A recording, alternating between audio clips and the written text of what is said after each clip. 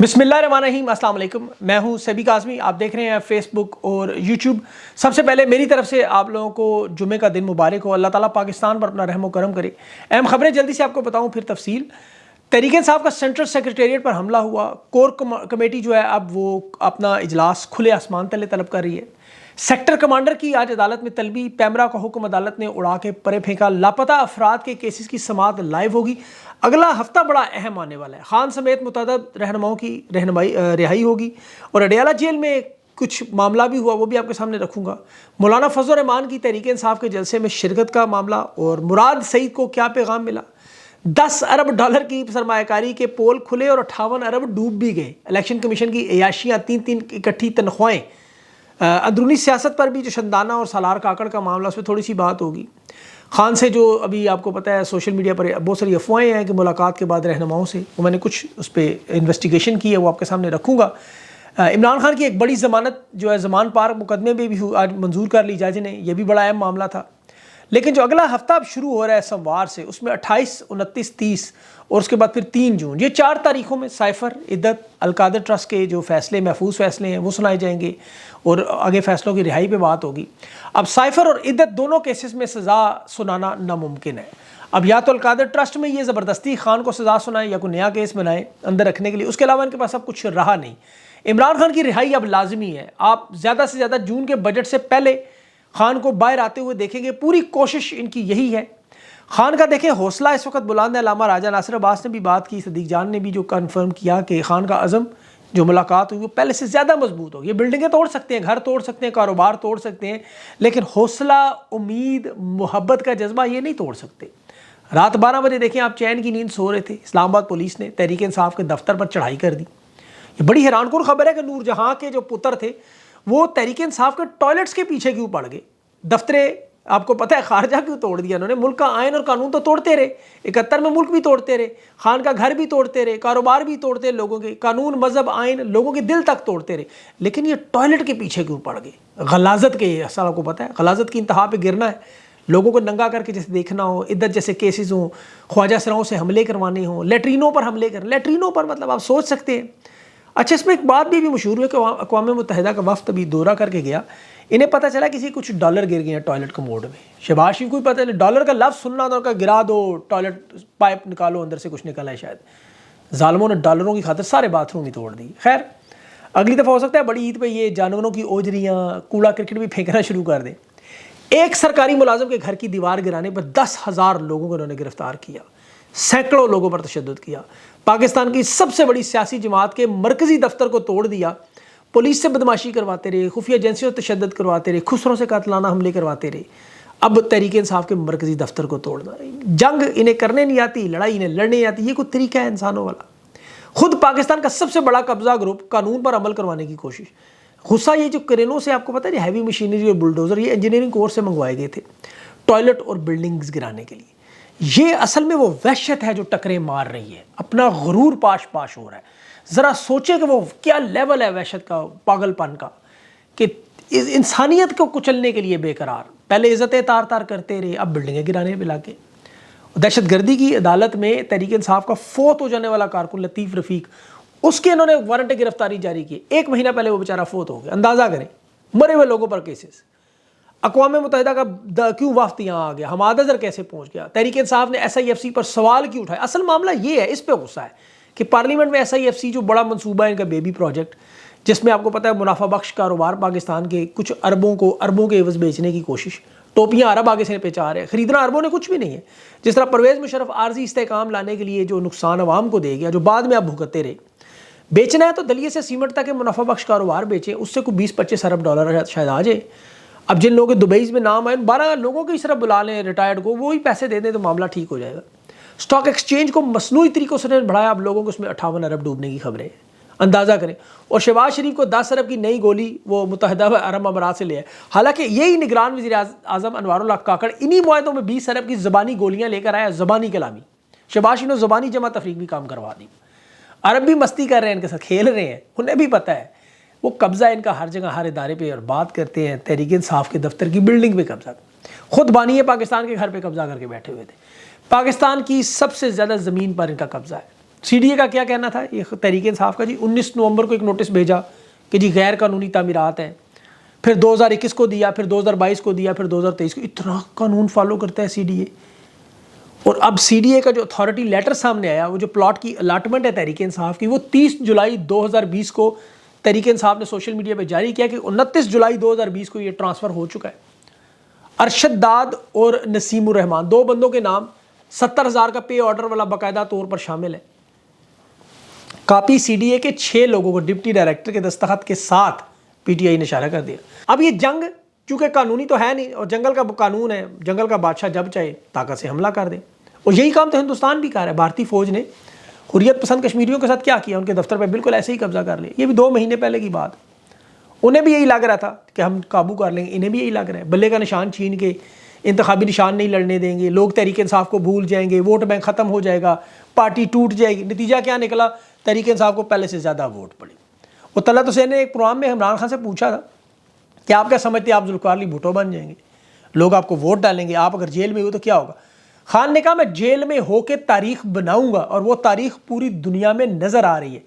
CNN BBC سمیت international media کے الفاظ تھے، ایگزیکٹ الفاظ، کہ پاکستان کی تاریخ کا معجزہ عوام نے برپا کیا. خان نے جیل میں بیٹھ کے الیکشن جیت لیا، پاکستان میں سب سے زیادہ ووٹ لینے والا، سب سے مقبول ترین رہنما. تو یہ کیا ایک بلڈنگ گرا کے تحریک انصاف ختم کر لیں گے؟ اور یہ جتنا دبا رہے ہیں تحریک انصاف اب واقعی اتنا ابھر رہی ہے. یہ بلکہ بکھر نہیں رہی، حقیقت میں نکھر رہی ہے. تحریک انصاف اب سیاسی جماعت رہی نہیں. دیکھیں باقی جماعتیں سیاسی جماعتیں، تحریک انصاف ایک تحریک بن چکی ہے. خان کا ویژن ایک فلسفہ، ایک نظریہ بن چکا ہے. یہ قوم کے دل و دماغ سے اب نہیں نکل سکتا. ان کی نوکری کا وقت ختم ہو جائے گا لیکن یہ فلسفہ ختم نہیں ہوگا. تحریک انصاف کی سیاسی ایکٹیویٹیز ختم ہو جائے، وہ تو سینٹ میں بھی موجود ہے، قومی اسمبلی میں بھی موجود ہے، صوبائی اسمبلی میں بھی موجود ہے، اسپیکر کے چیمبر میں بھی موجود ہے. گرا دیں سب کی دیواریں. مرکزی سیکریٹریٹ گرانے سے کیا نقصان؟ انہوں نے کھلے میدان میں بیٹھ کے اپنا میٹنگ کر لینی اور وہ پوری دنیا بھی دیکھ لے گی، وہ زیادہ مشہور ہو جائیں گے. انہیں سمجھ نہیں آ رہی پتہ نہیں کون یہ کروا رہا ہے، ان سے یقین کریں. اب جن سے کروایا چودھری محمد علی رندھاوا، جو لوگ اسے نہیں جانتے اس کو بھی سن لیں.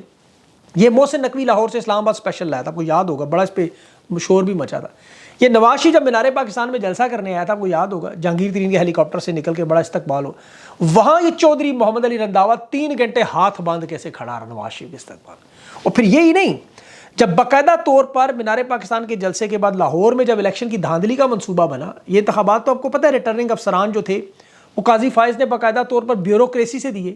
یہ ڈپٹی کمشنر صاحب نے الیکشن سے پہلے وہ جو آپ کو واٹس ایپ میسیجز یاد ہوں گے سارے ریٹرننگ افسران کو، بڑے سوشل میڈیا میں چلتے رہے، اپنے گھر میں باقاعدہ میٹنگ کر کے مسلم لیگ نون کے تمام نتائج کے لیے ریٹرننگ افسران کو مینیج کرنے والا بندہ. اسی نے عامر مغل کو بھی گرفتار کرایا. اور آج وہ جج جبل اسناد کی عدالت میں کیس تھا کہ جی فائرنگ ہوئی، حالانکہ ویڈیو سامنے ایک فائرنگ، وہ جسمانی ریمانڈ مانگ رہے تھے، جوڈیشل ریمانڈ بعد میں جیل میں ہوا. عامر مغل نے کہا مجھے پھانسی پہ لگا دے، اگر میرے پاس سوئی بھی نکل ہے. برآمد کیا کر راڈ نکال، جی راڈ تھا اس کے ہاتھ میں.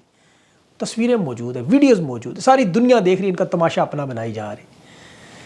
اسی لیے دیکھیں عدالتوں پہ سارا اعتماد کیوں ہے. اب انشاءاللہ آنے والے دنوں محسن اختر کیانی اسلام آباد کا جج ہوگا. آج وہ شاعر کا جو احمد فراد کا جو کیس ہے، اس نے کہا یہ پوری قوم کی بازیابی کا مقدمہ ہے. یہ اب لاپتہ افراد کے مقدمے عدالتی کارروائی جو کہ لائیو نشر ہوگی، اور پیمرا کا نوٹیفیکیشن میری جوتی کے ہوگی. یہ جج صاحب نے نہیں کہا، یہ میرے الفاظ ہیں. اس نے کہا میں اس نوٹیفیکیشن کو کچھ نہیں سمجھتا، یہ ان کے عام سے الفاظ، لیکن حقیقت یہی بنتی ہے. مسنگ پرسن کے لائیو کیسز دکھائیں گے. اس نے کہا ISI کے انٹرنل ورکنگ کیسے ہوتی ہے یہ بتائیں. DG ISI کس کے ماتحت ہے؟ اٹارنی جنرل نے کہا جی وزیر اعظم کے. اس نے کہا پھر تو آسان کام ہے، وزیر اعظم کو بلا لیتے.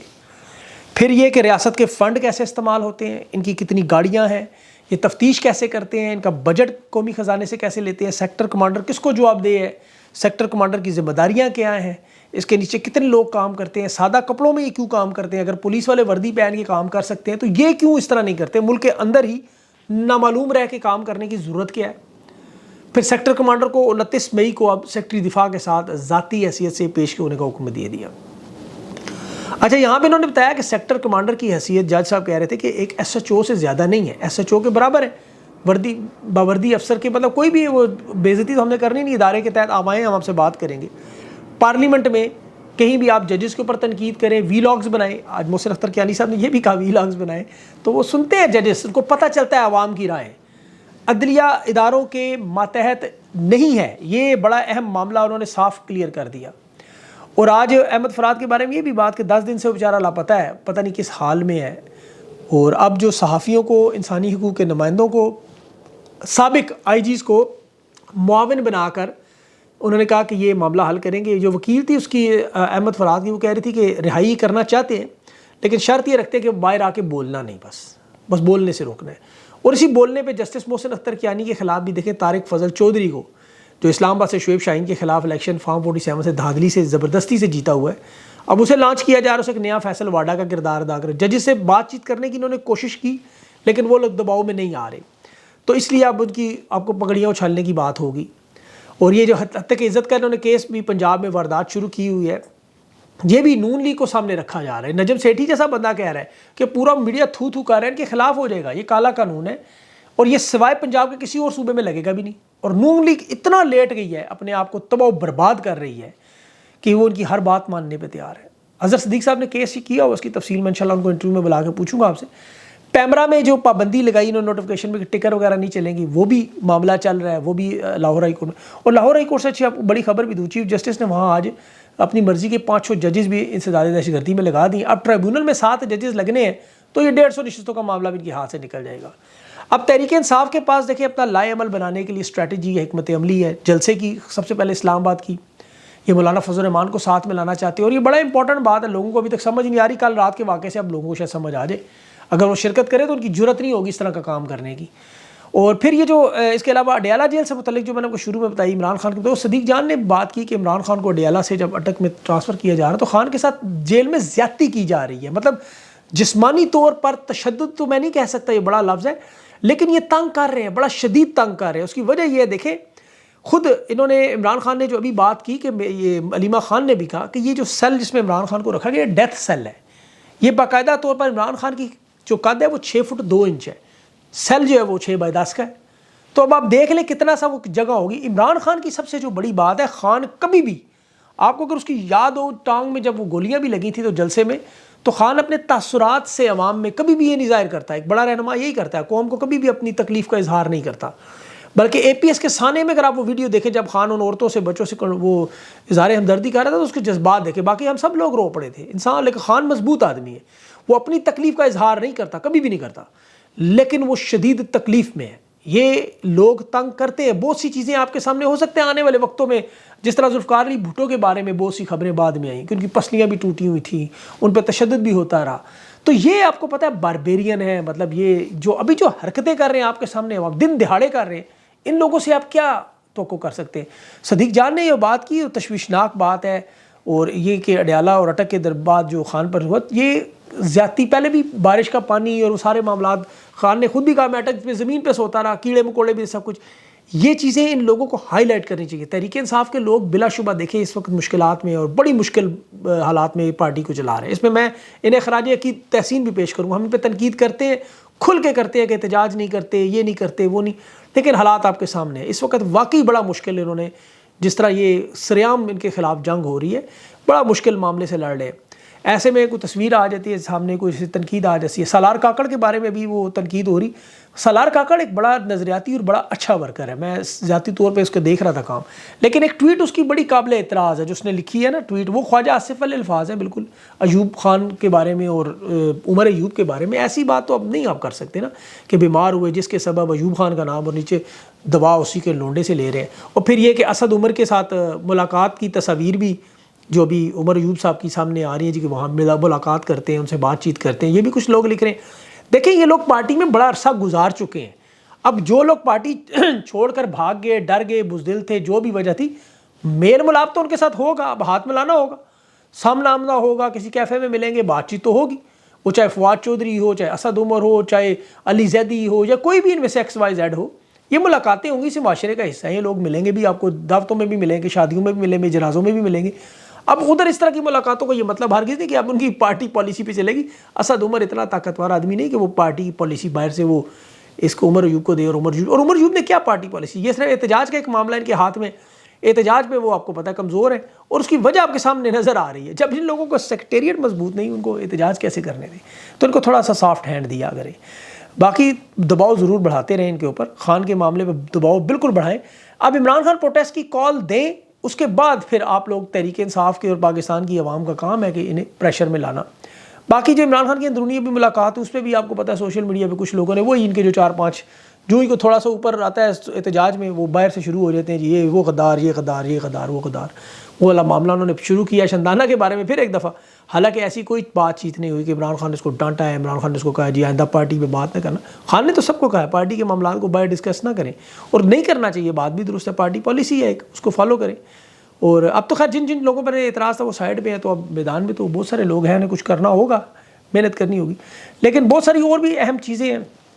ویڈیو لمبی ہو رہی ہے, انشاءاللہ اس پہ میں مزید جو ہے وہ اگلے ویلاگ پہ کور کرنے کی کوشش کروں گا. اپنا خیال رکھیں, مجھے اجازت دیں.